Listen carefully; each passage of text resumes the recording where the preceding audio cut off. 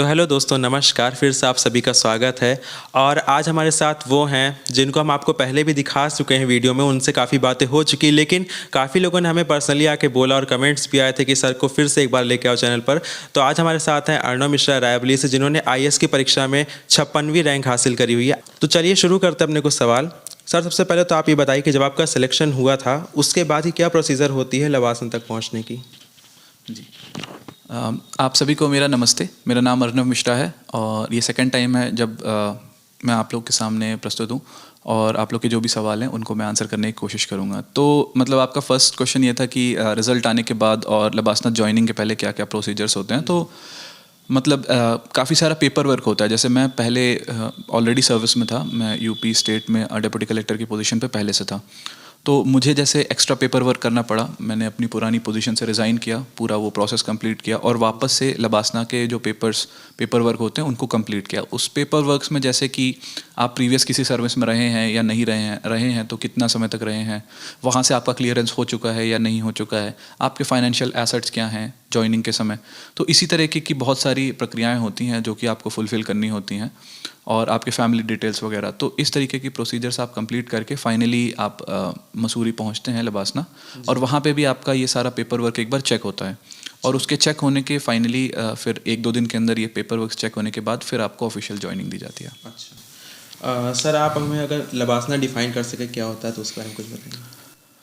देखिए, वैसे लबासना का फुल फॉर्म जो है वो है Lal Bahadur Shastri National Academy of Administration, but जो उसका इमोशन है वो एक अलग ही है, क्योंकि हर आईएएस एस्पिरेंट, हर सिविल सर्विसेज एस्पिरेंट के लिए लबासना का अलग मीनिंग होता है। और मतलब एक तरीके से एक सपना होता है कि हम यहाँ पहुँचें और अपनी मेहनत से शायद हम यहाँ पहुँचेंगे। तो मुझे लगता है कि वो एक इमोशन भी है। लबासना की अगर हम बात करें तो आखिर वहाँ पर किस तरह की फैसिलिटीज़ होती है? आप थोड़ा सा वहाँ का स्ट्रक्चर, इंफ्रास्ट्रक्चर डिफाइन करिए। तो बेसिकली जो लाल बहादुर शास्त्री एकेडमी है वो मसूरी में स्थित है, और वहाँ पे आपको बेसिक फैसिलिटीज़ से लेकर एडवांस फैसिलिटीज़ तक सभी अवेलेबल हैं।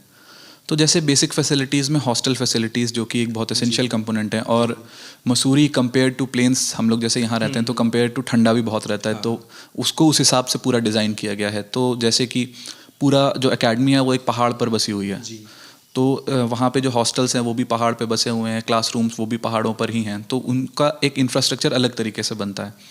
तो जैसे कई सारे हॉस्टल्स हैं, जैसे कि पुराने हॉस्टल्स थे, गंगा, नर्मदा, कावेरी, पुरानी नदियों के नाम पे जो हॉस्टल्स पुराने थे, तो वो तो काफ़ी समय से चले आ रहे हैं, और उनमें सारी बेसिक फैसिलिटीज़ जैसे कि वॉशिंग रूम और हीटर्स एंड ऑल, ये सारा कुछ, क्लीन वाटर, ये सब कुछ अवेलेबल है। और अभी नए हॉस्टल्स भी बने हैं, जैसे कि सिल्वरवुड नाम से और मोनेस्ट्री नाम से, जो कि अब बहुत ही एडवांस्ड हॉस्टल्स हैं, जहाँ पे लाउंज से लेकर सारी बेसिक फैसिलिटीज़, गेम रूम, ये सब कुछ अवेलेबल है, जहाँ पे आप अपनी क्लासरूम के बाद आके बैठ सकते हैं। कॉन्फ्रेंस रूम्स हैं जहाँ पे आप अपने लोगों से इंटरेक्ट कर सकते हैं। तो इस तरीके की सारी बेसिक फैसिलिटीज़ आपके लिए अवेलेबल है। साथ ही साथ आपके क्लासरूम फैसिलिटीज़ हैं, जहाँ पे सारी एडवांस फैसिलिटीज़ जो भी आप कहें, चाहे प्रोजेक्टर से लेके लाइव वीडियो प्ले करने से लेके सभी बेसिक चीज़ें आपके लिए अवेलेबल रहती हैं। क्लासरूम्स जैसे ज्ञानशिला और कर्मशिला नाम की 2 बिल्डिंग हैं, जहाँ पे हम लोग की क्लासेस होती हैं रेगुलरली। तो ये इस तरीके का वहाँ का इंफ्रास्ट्रक्चर है। सर, जैसा कि जब हम एकेडमी में घुसते हैं तो वहाँ पर एक वाक्य लिखा होता है, शीलम परम भूषणम, तो इससे आप थोड़ा डिफाइन करिए।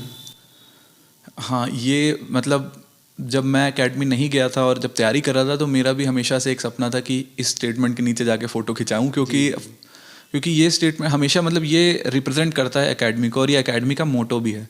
तो उस समय तो शायद मैं कम समझता था, अब मुझे जब समझ में आया धीरे धीरे करके कि character is the utmost virtue, जो इसका अगर इंग्लिश में ट्रांसलेशन करें तो मतलब कि एक सिविल सर्वेंट के लिए, एक ऑफिसर के लिए और एक ह्यूमन बीइंग के लिए कैरेक्टर ही एक ऐसी चीज़ है जो उसको डिफाइन करता है। मतलब कि कैरेक्टर एक ऐसी चीज़ है जिसको बनाने में महीनों, सालों, कई साल लग जाते हैं, और ख़राब होने में पलक झपकते वो ख़राब हो जाता है। तो अगर सिविल सर्वेंट का कैरेक्टर स्ट्रॉन्ग है तो वो भले ही ऐसा हो सकता है कि कुछ समय के लिए उसे समस्याएं फेस करनी पड़ें, कुछ समय के लिए उसको दिक्कतें आएँ, बट अल्टीमेटली अगर आपका कैरेक्टर अच्छा है तो डेफिनेटली आप सक्सीड करते हैं अपनी सर्विस में, अपनी लाइफ में। अच्छा। हमने सुना है कि लबासना का कुछ एकेडमिक सॉन्ग वगैरह है, तो ऐसा कुछ? जी हाँ, तो लबासना का एकेडमिक सॉन्ग क्रिएट किया गया था, जिसमें कि ऑलमोस्ट सारी लैंग्वेजेस को इंक्लूड किया गया है। तो क्योंकि वो एक इंक्लूसिव सॉन्ग बनाया गया था, जिसकी लाइंस इस तरीके से हैं कि रहो धर्म में धीर, रहो कर्म में वीर, रखो ऊंचा सिर, डरो ना। तो मतलब इसी जो पैराग्राफ है इसको तेलुगु में, मलयालम में, हिंदी में, कन्नड़ा में, इसी तरीके से असमीज़ में, सभी लैंग्वेजेस में इसको रिपीट किया जाता है। और बेसिकली उसका जो मतलब होता है वो ये होता है कि जैसा कि आप समझ भी सकते हैं कि अपने कर्म में आपको लगे रहना है, और अपना धर्म जो कि होता है, जिसको कि मोरालिटी कहते हैं, कि आपको अपने मॉरल्स में, अपने कैरेक्टर में स्ट्रांग बने रखना है। कभी कभार परिस्थितियाँ गड़बड़ाएंगी, लेकिन आपको अपना सिर ऊंचा रख के हमेशा एक स्ट्रांग कैरेक्टर के साथ काम करते रहना है। सर उसके बाद हम आपसे जानना चाहते हैं कि जब लबासना में कोई भी कैंडिडेट जाता है तो उसके बाद का वहाँ का जो फाउंडेशन कोर्स होता है वो क्या है, उससे आप डिफाइन करिए। तो जैसे लबासना की ट्रेनिंग होती है फॉर IAS ऑफिसर्स 3 फेजेस में होती है। तो उसका फर्स्ट फेज़ होता है फाउंडेशन कोर्स, और ये करीब करीब 3 महीने का होता है। फाउंडेशन कोर्स में IAS के साथ साथ बाकी सारी सर्विसेज वाले भी होते हैं, जैसे कि IPS वाले होते हैं, इंडियन फॉरेस्ट सर्विस वाले, इंडियन रेवेन्यू सर्विसेज वाले, और जितनी भी सर्विसेज होती हैं सारे सर्विसेज के ऑफिसर्स साथ में ट्रेनिंग करते हैं इनिशियली के 3 महीने। तो इससे क्या होता है कि सब लोगों के बीच में आपस में फ्रेंडशिप्स डेवलप होती हैं, और आगे चल के जब सब लोग अपने अपने डिपार्टमेंट, अपनी अपनी अकेडमीज चले जाते हैं ट्रेनिंग करने, और धीरे धीरे करके फ्यूचर में पोजीशंस पर मिलते हैं, तो भी इंटर सर्विस कोऑर्डिनेशन बना रखता है। तो ये फाउंडेशन कोर्स का एक बहुत एसेंशियल कंपोनेंट होता है। अच्छा सर, हमारा जो अगला सवाल वो ये है कि जैसा कि IAS IPS जितने भी पोस्ट होती हैं उसमें ड्रेस कोड बहुत एसेंशियल पार्ट प्ले करता है, तो ड्रेस कोड के बारे में आप थोड़ा बताइए हमें, मेंस से वुमेंस का। ठीक है, तो जैसे कि ड्रेस कोड के लिए हमें एक मैनुअल मिलती है पूरी, है ना, कि आपको किस तरीके से अपने आप को कैरी करना है एज एन ऑफिसर, आपको किस तरीके से बिहेव करना है, क्या नहीं करना है। तो उसमें जैसे कि 3 तरीके से डिफाइंड होता है कि एक तो इनफॉर्मल क्लोथिंग होती है, जो कि आप अपने हॉस्टल्स वगैरह में कैजुअल आप पहन सकते हैं, है ना, और एक होती है फॉर्मल क्लोथिंग होती है, जिनको आप क्लास पहन के आएंगे और किसी भी फॉर्मल जगह पहन के जाएंगे, और एक होती है सेरेमोनियल क्लोथिंग, जिसमें कि बंद गला होता है। आप लोगों ने देखा होगा बंद गला ब्लैक कलर का होता है। तो जो बंद गला ब्लैक होता है वो एक सेरेमोनियल ड्रेस है, उसको आप 15 अगस्त 26 जनवरी किसी भी सीनियर से आप जैसे इंटरेक्ट करने जा रहे हैं, मतलब जैसे ऑनरेबल गवर्नर से या ऑनरेबल चीफ मिनिस्टर से, इसी तरीके से सीनियर से जब आप इंटरेक्ट करते हैं तब आप बंद गला पहन के जाते हैं। आप डे टू डे की अपनी ऑफिशियल फंक्शनिंग में, अपनी क्लास में आपको फॉर्मल्स पहनना ज़रूरी है, जिसमें पहन सकते हैं आप कोट पहन सकते हैं, ब्लेजर्स पहन सकते हैं।